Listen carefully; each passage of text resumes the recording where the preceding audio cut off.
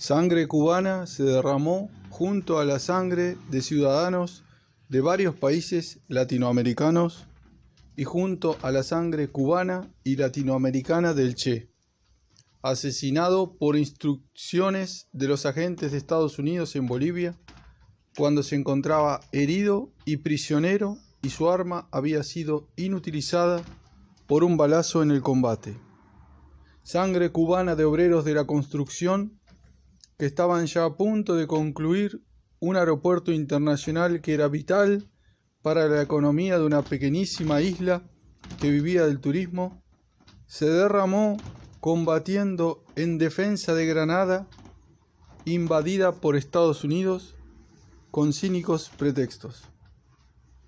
Sangre cubana se derramó en Nicaragua cuando instructores de nuestras Fuerzas Armadas entrenaban a los bravos soldados nicaragüenses que enfrentaban la guerra sucia, organizada y armada por Estados Unidos contra la revolución sandinista. Y no he citado todos los ejemplos.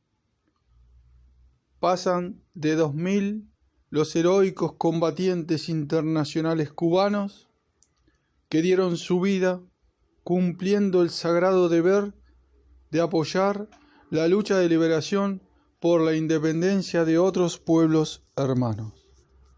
En ninguno de esos países existe una propiedad cubana. Ningún otro país en nuestra época cuenta con tan brillante página de solidaridad sincera y desinteresada. Cuba predicó siempre con su ejemplo. Jamás claudicó. Jamás vendió la causa de otro pueblo. Jamás hizo concesiones. Jamás traicionó principios. Por algo hace solo 48 horas fue reelecta por aclamación en el Consejo Económico y Social de las Naciones Unidas como miembro por 3 años más de la Comisión de Derechos Humanos, integrando ese órgano de manera ininterrumpida durante 15 años. Más de 500.000 de cubanos cumplieron misiones internacionalistas como combatientes, como maestros, como técnicos o como médicos y trabajadores de la salud. Decenas de miles de estos últimos han prestado servicios y salvado millones de vidas a lo largo de más de 40 años. En la actualidad, 3.000 especialistas en medicina general integral y otros trabajadores de la salud laboran en los lugares más recónditos de 18 países del tercer mundo, donde mediante métodos preventivos y terapéuticos salvan cada año cientos de miles de vidas y preservan o devuelven la salud a millones de personas sin cobrar un solo centavo por sus servicios. Sin los médicos cubanos ofrecidos a la Organización de Naciones Unidas en caso de obtener ésta los fondos necesarios, sin los cuales naciones enteras y hasta regiones completas del África subsahariana corren el riesgo de perecer, los imprescindibles y urgentes programas de lucha contra el SIDA no podrían realizarse. El mundo capitalista desarrollado creó abundante capital financiero, pero no ha creado el más mínimo capital humano que el tercer mundo desesperadamente necesita. Cuba ha desarrollado técnicas para enseñar a leer y a escribir por radio con textos hoy elaborados en 5 idiomas: creole, portugués, francés, inglés y español, que ya están siendo puestos en práctica en algunos países. Está a punto de concluir un programa similar en español de excepcional calidad para alfabetizar por televisión. Son programas ideados por Cuba y genuinamente cubanos. No nos interesa la exclusividad de la patente. Estamos en disposición de ofrecerlos a todos los países del tercer mundo, donde se concentra el mayor número de analfabetos sin cobrar un solo centavo. En 5 años, los 800 millones de analfabetos a un costo mínimo podrían reducirse en un 80%. Cuando la URSS y el campo socialista desaparecieron, nadie apostaba un solo centavo por la supervivencia de la Revolución cubana. Estados Unidos arreció el bloqueo. Surgieron las leyes Torricelli y Helms-Burton, esta última de carácter extraterritorial. Nuestros mercados y fuentes de suministros fundamentales desaparecieron abruptamente. El consumo de calorías y proteínas se redujo casi a la mitad. El país resistió y avanzó considerablemente en el campo social. Hoy ha recuperado gran parte de sus requerimientos nutritivos y avanza aceleradamente en otros campos. Aún en esas condiciones, la obra realizada y la conciencia creada durante años obraron el milagro. ¿Por qué resistimos? Porque la revolución contó siempre, cuenta y contará cada vez más con el apoyo del pueblo, un pueblo inteligente, cada vez más unido, culto y más combativo. Cuba, que fue el primer país en solidarizarse con el pueblo norteamericano el 11 de septiembre del 2001, fue también el primero en advertir el carácter neofascista que la política de la extrema derecha de Estados Unidos, que asumió fraudulentamente el poder en noviembre del año 2000, se propondría imponer al mundo. No surge esta política movida por el atroz ataque terrorista contra el pueblo de Estados Unidos cometido por miembros de una organización fanática que en tiempos pasados sirvió a otras administraciones norteamericanas. Era un pensamiento fríamente concebido y elaborado que explica el rearme y los colosales gastos en armamento cuando ya la Guerra Fría no existía y lo que ocurrió en septiembre estaba lejos de producirse. Los hechos del día 11 de ese fatídico mes del año 2001 sirvieron de pretexto ideal para ponerlo en marcha. El 20 de septiembre de ese año, el presidente Bush lo expresó abiertamente ante un Congreso conmocionado por los trágicos sucesos ocurridos 9 días antes. Utilizando extraños términos, habló de justicia infinita como objetivo de una guerra al parecer también infinita. El país no debe esperar una sola batalla, sino una campaña prolongada, una campaña sin paralelo en nuestra historia. Vamos a utilizar cualquier arma de guerra que sea necesaria. Cualquier nación, en cualquier lugar, tiene ahora que tomar una decisión. O están con nosotros o están con el terrorismo. Les he pedido a las Fuerzas Armadas que estén en alerta y hay una razón para ello. Se acerca la hora de que entremos en acción. Esta es una lucha de la civilización. Los logros de nuestros tiempos y las esperanzas de todos los tiempos dependen de nosotros. No sabemos cuál va a ser el derrotero de este conflicto, pero sí cuál va a ser el desenlace, y sabemos que Dios no es neutral. ¿Hablaba un estadista o un fanático incontenible? 2 días después, el 22 de septiembre, Cuba denunció este discurso como el diseño de la idea de una dictadura militar mundial bajo la égida de la fuerza bruta, sin leyes ni instituciones internacionales de ninguna índole. La Organización de Naciones Unidas absolutamente desconocida en la actual crisis, no tendría autoridad ni prerrogativa alguna. Habría un solo jefe, un solo juez, una sola ley.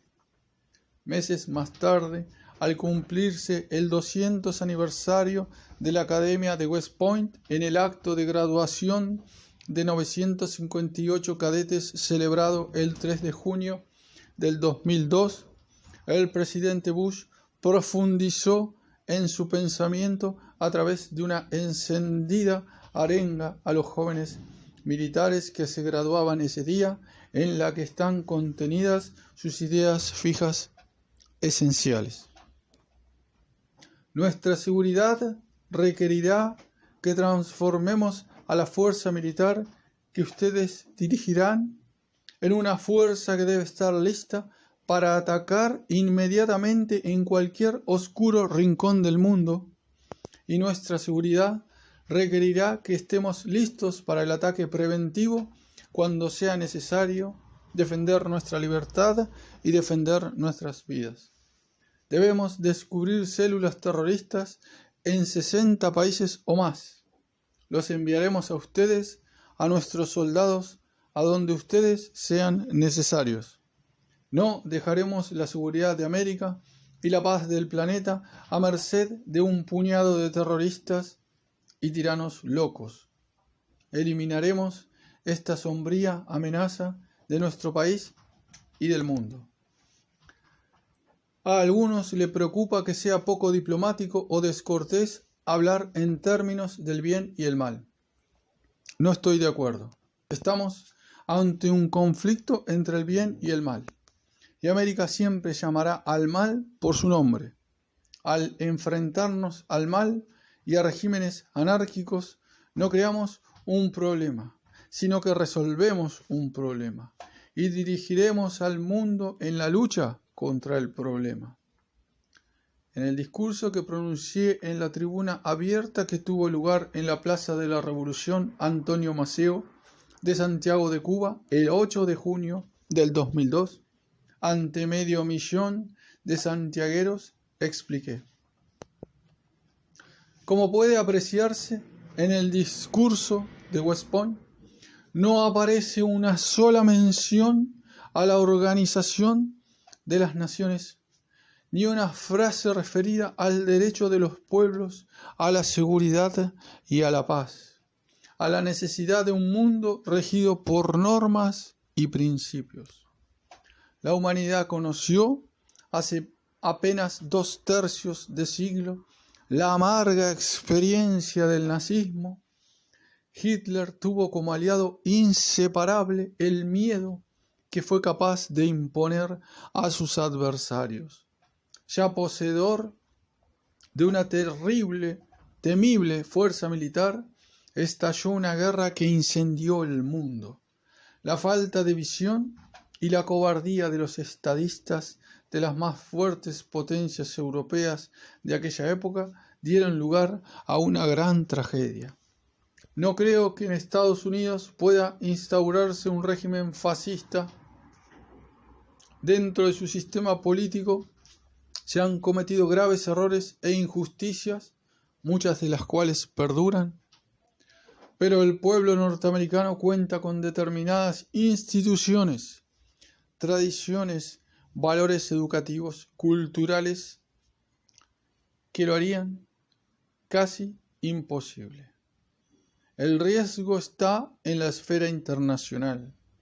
Son tales las facultades y prerrogativas de un presidente y tan inmensa la red de poder militar, económico y tecnológico de ese Estado que, de hecho, en virtud de circunstancias ajenas por completo a la voluntad del pueblo norteamericano, el mundo está comenzando a ser regido por métodos y concepciones nazis.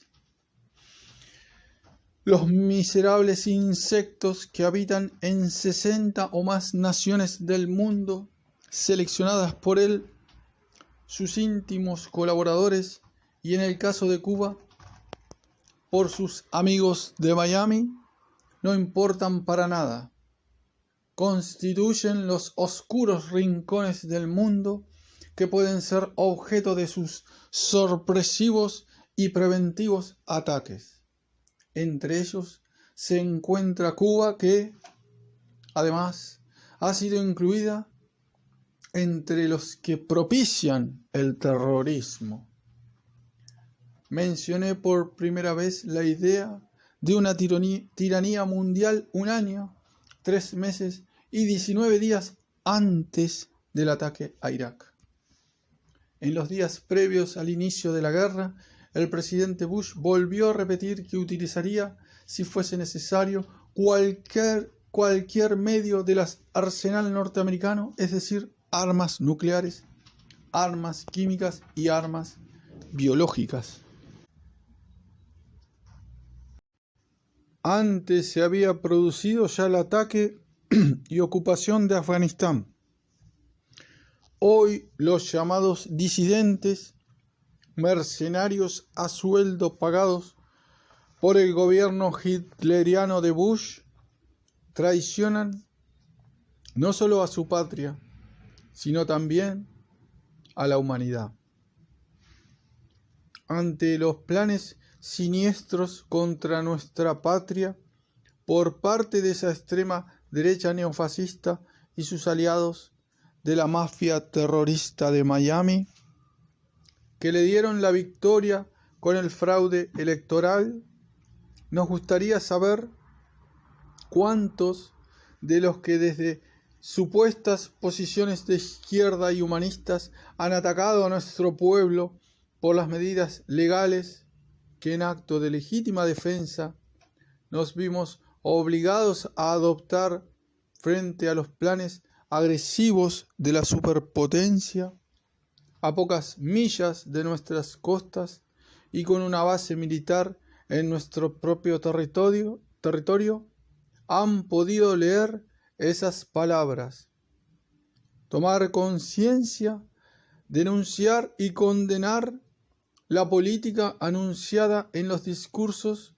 pronunciados por el señor Bush, a los que hice referencia, en los que se proclama una siniestra política internacional nazifascista por parte del jefe del país que posee la más poderosa fuerza militar que fue concebida jamás, cuyas armas pueden destruir 10 veces a la humanidad indefensa.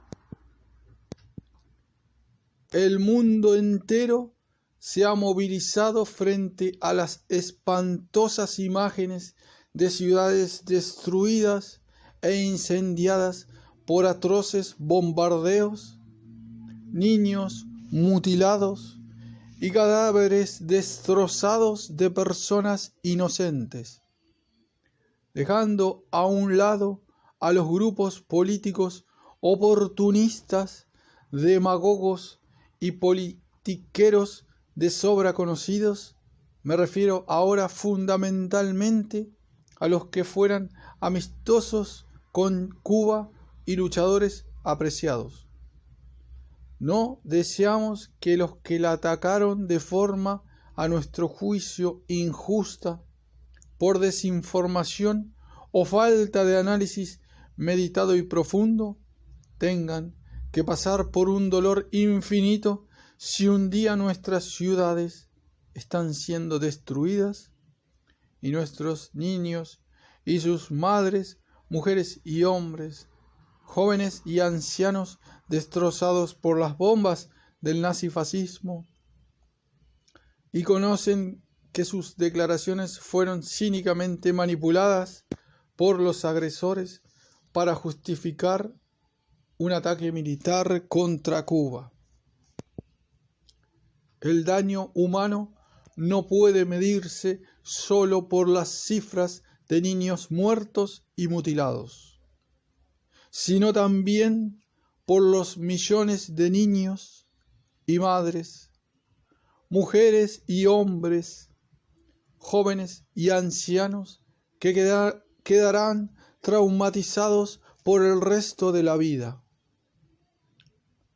respetamos totalmente las opiniones de los que por razones religiosas, filosóficas o humanitarias se oponen a la pena capital. Que los revolucionarios cubanos también aborrecemos por razones más profundas que las que han sido abordadas por las ciencias sociales sobre el delito, hoy en proceso de estudio en nuestro país. Llegará el día en que podamos acceder a los deseos tan noblemente expresados aquí en su brillante discurso por el pastor Lucius Walker de abolir esta pena. Se comprende la especial preocupación sobre el tema cuando se sabe que la mayoría de las personas ejecutadas en Estados Unidos son afro-norteamericanas y latinas, no pocas veces inocentes, especialmente en Texas, campeona de la pena capital, donde fuera gobernador el presidente Bush y donde nunca se ha perdonado una sola vida. La revolución cubana fue puesta en el dilema de proteger la vida de millones de compatriotas, sancionando con la pena capital legalmente establecida a los tres principales secuestradores de una embarcación de pasajeros, estimulados por el gobierno de Estados Unidos, que trata de alentar el potencial delictivo de carácter común para asaltar barcos o aeronaves con pasajeros a bordo, poniendo en grave peligro la vida de estos, creando condiciones propicias para una agresión a Cuba, desatando una ola de secuestros ya en pleno desarrollo que había que parar en seco, o cruzarnos de brazos. No podemos vacilar jamás cuando se trata de proteger la vida de los hijos de un pueblo decidido a luchar hasta el final, en arrestar mercenarios que sirven a los agresores y aplicar los castigos más severos a terroristas que secuestren naves o embarcaciones de pasajeros o que cometan hechos de similar gravedad que sean sancionados por los tribunales de acuerdo con leyes previas. Ni siquiera Cristo, que expulsó a latigazos a los mercaderes del templo, dejaría de optar por la defensa del pueblo. Hacia su santidad, el Papa Juan Pablo II, siento un sincero y profundo respeto, comprendo y admiro su noble lucha por la vida y por la paz. Nadie se opuso tanto y tan tenazmente como él a la guerra contra Irak. Estoy absolutamente seguro de que nunca habría aconsejado a los chiitas y sunitas dejarse matar sin defenderse, tampoco aconsejaría algo parecido a los cubanos. Él sabe perfectamente bien que este no es un problema entre cubanos, es un problema entre el pueblo de Cuba y el gobierno de Estados Unidos.